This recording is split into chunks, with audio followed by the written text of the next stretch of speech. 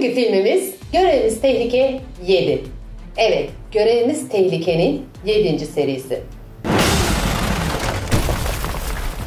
Are the sum of our choices. Dünya değişiyor. Savaş yaklaşıyor.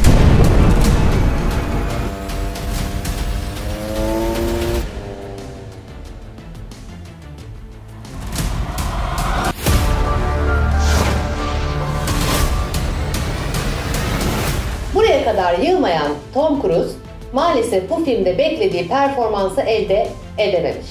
291 milyon dolara mal olan filmin getirisi 567,5 milyon dolar olmuş. Yani aslına bakarsanız attığı taş, ürküttüğü kuşa değmemiş. Filmimizin konusu yapay zeka. Malum şu son zamanlarda en çok konuşulan, en tehlikeli araçlardan biri olan yapay zeka filmde bir silah unsuru olarak geliştiriliyor. Amerika tarafından geliştirilen bu yapay zeka silahı ne hikmetse Amerika'nın ezeli düşmanı Rusya üzerinde düşünülüyor. Rusya üzerinde bunu uygulamaya karar veriyorsun. Bir de Rus denizaltısı buluyorsun. Çok ilginçtir. Kaynak kodlarını dahi deniz altına koyuyorsun. Buraya kadar tamam.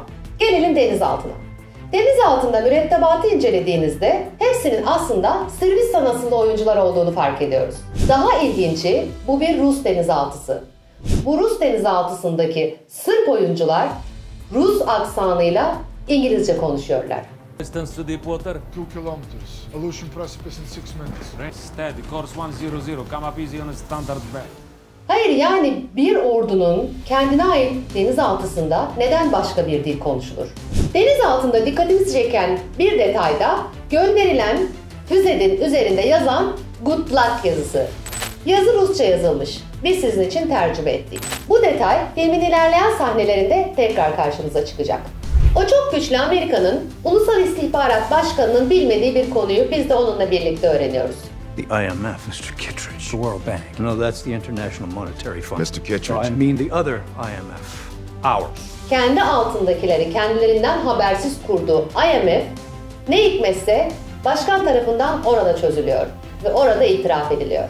Anahtarın bir yarısını alıp kaçan ajanımız Elsa, diğer bölümlerde tanıdığımız üzere başka bir yeri değil de ne hikmetse Arap Çölü'ne saklanıyor. Bizim kahraman ajan Elton da Arap Çölü'nde Elsa'yı buluyor. Buraya kadar tamam. Aksiyon olsun diye çölde bir kapışma başlıyor. Aksiyon tamamlanıyor. Elton Elsa'yı kurtarmak için makinalı tüfeğin başına bir ceset koyuyor. Buraya kadar her şey tamam. Elsa için övgü süsü verilecek. Ancak makinalı tüfeğin başındaki cesedin üzerine de bir peruk konulduğu dikkatimizi çekiyor.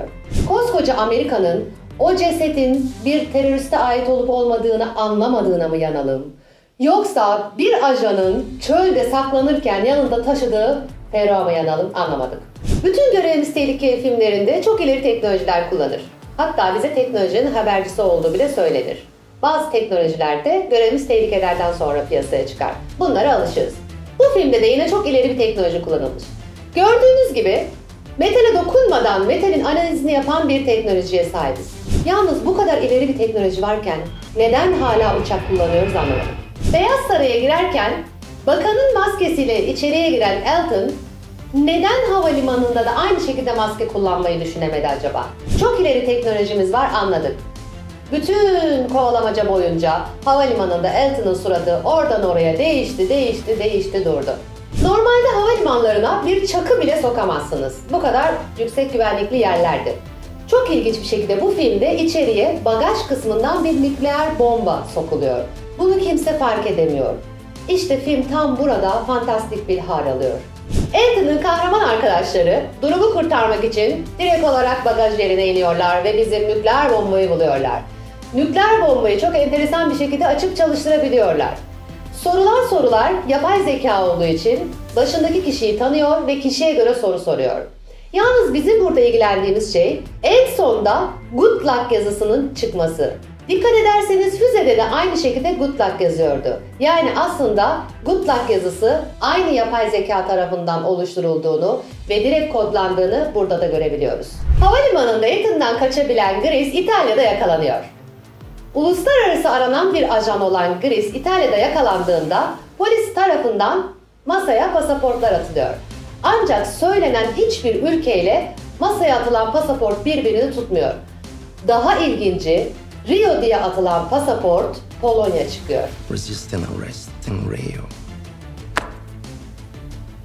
Önceki bölümlerde hatırladığınız üzere Ethan'a bütün görevler VR gözlükle geliyor. Sonuçta teknolojiyle geliyor. Ancak bu filmde maalesef yapay zeka söz konusu ve sanal gözlük kullanılamayacağı için tamamen analog bir makinayla görev teslim ediliyor. Çok profesyonel acılımız Ethan, diğer bütün filmlerinde kelepçeyi her türlü açabilmiştir. Ancak bu bölümde dikkatimizi bir şey çekti. Ondan daha beceriksiz bir ajan olan Chris, küçücük bir şeyle kelepçeyi açabilmişken Ethan ne hikmetse bu bölümde kelepçeyi açamadı. İtalya sokaklarında araçta kovalamaca yaparken sürekli yüz tanıma sistemine takılan Ethan ne hikmetse kurtulduktan sonra arkadaşlarıyla İtalya'da karşılaşıyor. Buraya kadar her şey tamam. Bindiği araçta kendisini İlsa'da karşılıyor. İlsa kendisi de aranan bir ajan olmasına rağmen arabanın önünde oturuyor. Buraya kadar da tamam. Ancak arabanın önünde otururken bir gözlük bile takmadan yüz tanıma sisteminden nasıl geçtiğini hiç bilmiyoruz. Film boyunca yapay zekanın bir kimlik geliştirdiğinden bahsediliyor. Buraya kadar tamam. Ancak bu yapay zekanın Amerika hükümeti tarafından oluşturulduğu halde neden sadece bir kişiyi koruduğunu film boyunca anlamadık. Özel bir kutu içerisinde kötü adamımızı trene yerleştiriyorlar. Ne hikmetse onu yerleştiren onunla birlikte trene binemiyor da onun yardımcısı köprünün üzerinden atlıyor. Aksiyon olsun diye mi yapılıyor? Yoksa kötü adamı koyarken tek kişilik mi bilet aldılar bilmiyoruz. Malum filmimiz teknoloji. Doğal olarak aracımız bile son teknoloji. Gördüğünüz gibi arabayı yan tarafa geçip kendisi de kullanabiliyor ve oradan Ethan'ı kontrol edebiliyor. Tabii biz de bu reklamın yanında geri kalmayalım dedik. Şuraya bir BMW reklamı koyalım da Teslacılar kıskansın.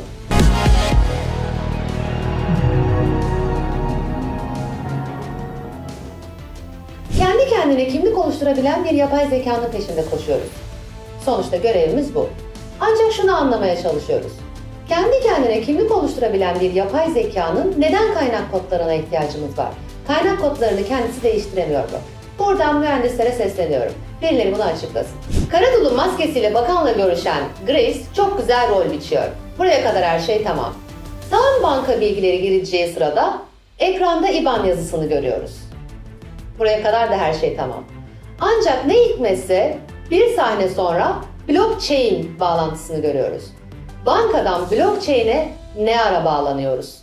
7. serisi 2 bölümden oluşan film burada maalesef sona eriyor.